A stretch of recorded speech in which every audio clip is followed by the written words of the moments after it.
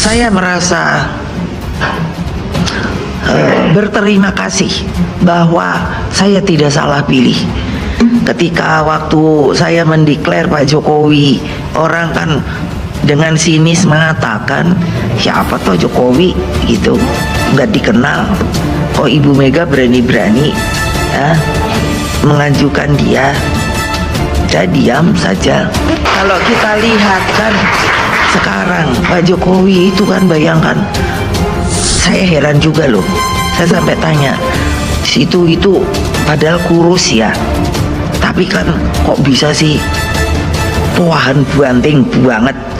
Mereka nggak sadar, mereka berhadapan dengan rakyat yang waras sekarang. Pemerintah malah nggak ikut campur tangan karena rakyat bergerak sendiri menolak pembodohan yang mereka lakukan. Orang juga sudah tahu siapa tokoh-tokoh di belakang seminar-seminar itu. Ya, para barisan sakit hati yang tidak mau terima kenyataan kalau Jokowi adalah presiden yang sah karena dipilih sebagian besar rakyat saat Pilpres kemarin. Pernyataan seperti ini tidak saja memperkeruh suasana, tapi merusak tatanan sosial, merusak konsolidasi demokrasi, yang merusak tata kelola negara. Ini bagian dari mengajak untuk melawan tatanan hukum. Nah, saya kira kita perlu lebih bijak ya, mengambil sikap-sikap yang lebih bijaksana di dalam menerima hasil dari satu proses pemilihan umum. Good job. 3 serdadu bakal lengserkan Jokowi. Ada menantu Soeharto. Indonesia apakah siap dipimpin militer lagi? Gawat. Para serdadu bersepatu laras bakal mewarnai kontestasi politik tanah air pada pemilu 2024.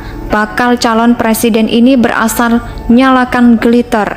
Ada jenderal aktif yaitu ex dan Kopassus hingga mayor infanteri yang keluar dari dinas demi ambisi politiknya. Menilik ke belakang, ada 2 serdadu militer yang pernah bercokol di singgasana Istana Kepresidenan Republik Indonesia. Keduanya dengan Soeharto, dan meski 7 presiden lainnya dari kalangan sipil dan teknokrat. 42 tahun kalangan militer menguasai tahta tertinggi di tanah air. Soeharto memimpin selama 32 tahun sampai mundur, kena krisis segala lini di tahun 1958 lalu. Ada Susilo Bambang Yudhoyono yang memimpin selama 10 tahun atau 2 periode. Sipil atau pensiunan tentara memang berhak menjadi presiden asal memenuhi syarat dan terpilih dalam pemilihan umum. Masalahnya, sejarah militer Indonesia punya rekam jejak buruk dan punya banyak manuver yang membuat rakyat sengsara. Dominasi militer dalam politik menyebabkan ketergantungan pemimpin sipil terhadap para perwira.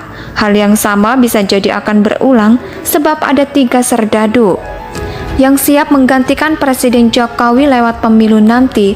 3 tokoh serdadu tersebut adalah Menteri Pertahanan atau Menpan sekaligus Ketua Umum Partai Gerindra, Prabowo Subianto. Lalu Panglima TNI Jenderal Andika Perkasa dan Ketua Umum Partai Demokrat Agus Harimurti Yudhoyono atau AHY. Di antaranya Jenderal Andika Perkasa yang masih aktif menjabat sebagai Panglima TNI. Ia tak bisa semena-mena melawan kebijakan Presiden Jokowi. Andika Perkasa diketahui diusung oleh Partai Nasdem sebagai bakal capres.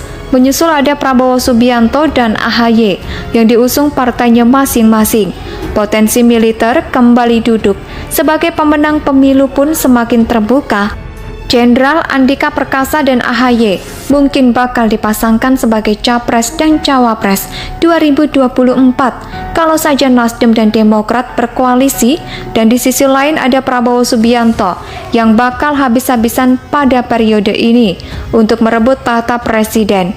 Jika nanti Prabowo kembali bertarung, maka mantan Danjen Kopassus tersebut mencatatkan sejarah baru di Indonesia yang maju. Sebanyak 4 kali dalam Pilpres, sepak terjang Prabowo Subianto tentu sudah sangat dikenal oleh publik. Prabowo pernah bergabung dengan Partai Golkar, sudah 3 kali mengikuti pemilihan presiden dan wakil presiden dengan Gerindra sebagai kendaraan politiknya. Pertama dilakukan pada tahun 2009, saat itu Prabowo menjadi cawapres dan capres Megawati Soekarno Putri. Kemudian pada Pilpres 2014, Prabowo kembali maju Pilpres, namun kali ini dia maju sebagai capresnya. Sementara cawapresnya adalah Ketua Umum PAN Hatta Rajasa. Pada Pilpres 2019, Prabowo kembali mencoba peruntungannya memperebutkan kursi orang nomor 1 di Indonesia. Kalau itu Prabowo maju berpasangan dengan Sandiaga Salahuddin Uno yang melawan pasangan Jokowi Ma'ruf Amin, namun kalah menyambut pemilu 2004. Sekjen Partai Gerindra Ahmad Muzani meminta kader partai untuk tidak berbuat atau melakukan tindakan yang merugikan partai, apalagi yang bisa menghambat tujuan pencapresan. Staf bawah Muzani juga meminta semua anggota DPRD dari Gerindra sebagai garda terdepan partai untuk berbenah menyambut pemilu 2024. Dia pun juga meminta hal yang sama kepada seluruh pengurus Partai Gerindra di semua tingkatan dari pusat sampai counting titik kulminasi. Tegalan drama politik identitas untuk menghantam Pak Jokowi adalah kemenangan periode keduanya. Langgengnya Pak Prabowo ke jajaran bawahan Pak Jokowi membuat kelompok oposan seperti sekumpulan anak ayam kehilangan induk. Namun semua orang mampu menduga itu pasti sementara, sebab kelompok ini sangat setia dan militan pada kebencian yang mereka bungkus dengan sesuatu yang sakral, yaitu bau agama. Sementara politik identitas tetap sebagai alat serang berperangkat, seperti jalan yang siap menangkap setiap hal yang dapat dimainkan dengan tema apapun yang berbau dengan agama. Kelompok ini punya beberapa tim sesuai dengan bidang yang akan diserang dari aspek hukum, yaitu serangan terkait legalitas dari semua keputusan yang diambil oleh pemerintah, sebagai bukti keseriusan mereka untuk bahkan Perpu yang dikeluarkan oleh Pak Jokowi tiada gadang ke Mahkamah Konstitusi.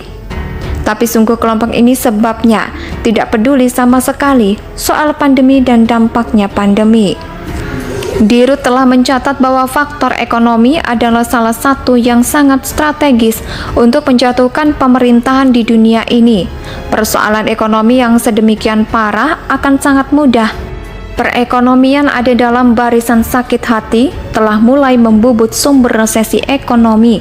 Sebagai batu penjuru politik, mereka berkolaborasi dengan para pakar sosial politik yang gagal untuk mempertahankan integritasnya yang akan menyedot analisa tendensius berbagai umpan.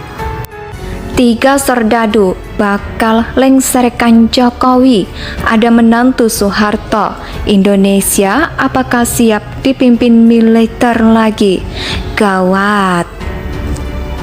Para serdadu bersepatu laras bakal mewarnai kontestasi politik tanah air pada pemilu 2024. Bakal calon presiden ini berasal nyalakan glitter. Ada jenderal aktif yaitu Ex dan Kopassus hingga mayor infanteri yang keluar dari dinas demi ambisi politiknya. Menilik ke belakang, ada 2 serdadu militer yang pernah bercokol di singgasana Istana Kepresidenan Republik Indonesia. Keduanya dengan Soeharto, dan meski 7 presiden lainnya dari kalangan sipil dan teknokrat.